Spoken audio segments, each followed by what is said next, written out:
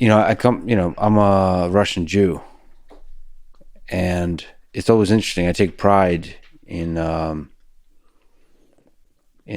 love the tradition of the Soviet Union, of Russia. I love America. So I love these countries. They have beautiful tradition in literature and science and art and all those kinds of things. But it's funny that people, not often, but sometimes, correct me that I'm not Russian. I'm a Jew. And it's a nice reminder. Yes. That that is always there. That desire to create these groups, and then when they're living in the same place, for that division between groups, that hate between groups can explode. And I wonder, why is that there? Why does the human heart tend so easily towards this kind of hate? That's a big question in and of itself. The human heart is full of everything, right? It's full of hate, it's full of love, it's full of indifference, it's full of apathy, it's full of energy. So, yeah. I mean, hate is something, that, I think, along with hate, the ability to really hurt and injure people is something that's within all of us. It's within all of us. And it's just something that's part of who we are, and part of our society. So, we're shaped by our society, and our society can do with us often what it wishes. That's why it's so much nicer to live in a more or less beneficent society like that of a democracy in the West than to live in the Soviet Union, right? I mean, because you have more or less the freedom to do what you wish, and not to be forced into situations in which you would have to then do nasty to other people. Some societies, as we talked about, are more have proclivities towards asking of its people to do things they don't want to do, and forcing them to do so. So, freedom is a wonderful thing. To be able to choose not to do evil is a great thing, Whereas in some societies, you feel in some ways for, not so much for the NKVD bosses, but for the guys on the ground, in the 1930s, or not so much for the Nazi bosses, but for the guys, in the police battalion that were told, go shoot those Jews, And you do it, not necessarily because they force you to do it, but because your social situation, encourages you to, and you don't have the courage not to. Yeah, I was just, as I often do, rereading Viktor Frankl's Man's Search for Meaning. Right. And he said something, I often pull out sort of lines. The mere knowledge that a man was either a camp guard or a prisoner tells us almost nothing. Human kindness can be found in all groups, even those which as a whole it would be easy to condemn. So that's speaking to, you feel for those people at the lowest level implementing the orders of those above. Right. And also you worry yourself, what will happen if you were given those same orders, I mean, what would you do? What kind of reaction would you have in a similar situation? And, you don't know. I could see myself in World War II fighting for almost any country that I was born in.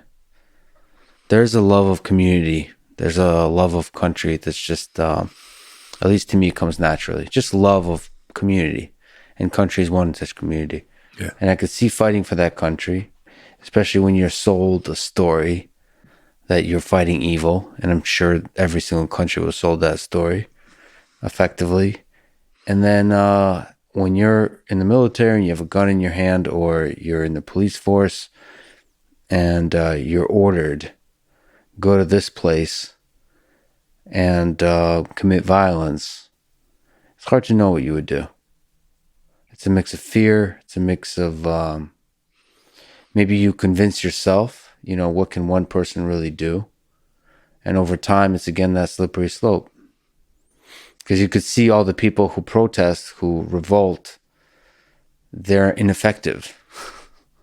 So like, if you actually want to practically help somehow, you're going to convince yourself that one person can't possibly help. Right. And then you have a family, so you want to you want to protect your family. You tell all these stories, and over time, you naturally convince yourself to dehumanize the other. Yeah, I think about this a lot, mostly because I worry that I would be a good German. Yeah, no, that's right. That's right. And one of my tasks as a teacher, right, of our students, and I have classes on genocide. I have one now, and another one, by the way, on Stalin.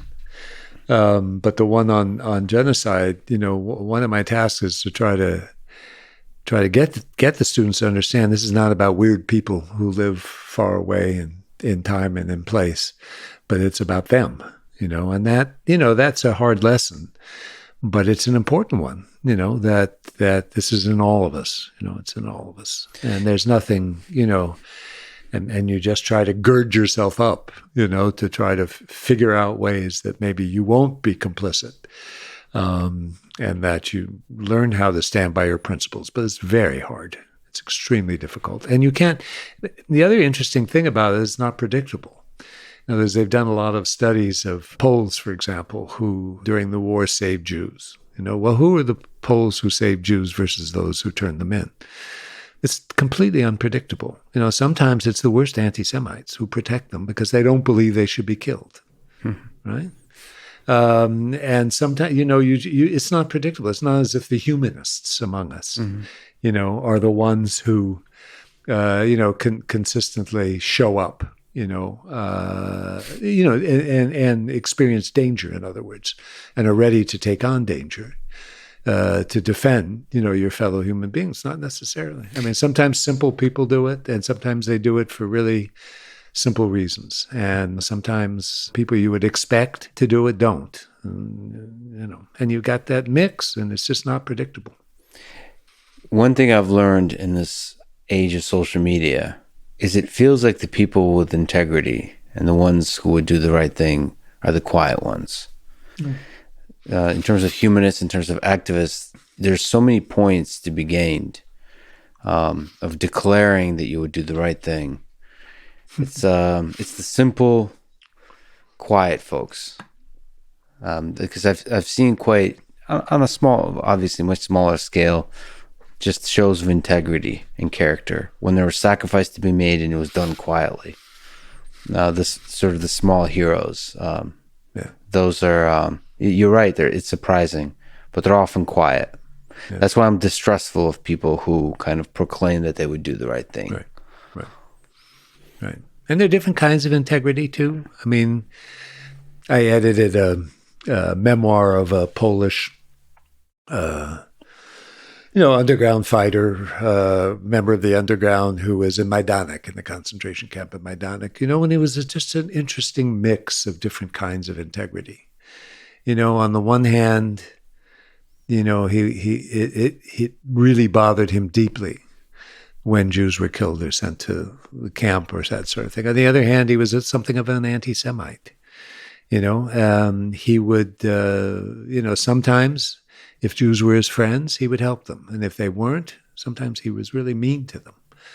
And you could, in their various levels, a concentration camp is a terrible social experiment in some ways, right? But you learn a lot from how people behave. And what you see is that, people behave sometimes extraordinarily well in some situations and extraordinarily poorly in others, and that it's mixed and you can't predict it. And it's hard to find consistency. I mean, that's the other thing. It's, I think we claim too much consistency for the people we study and the people we think about in the past. They're not consistent any more than we are consistent, right?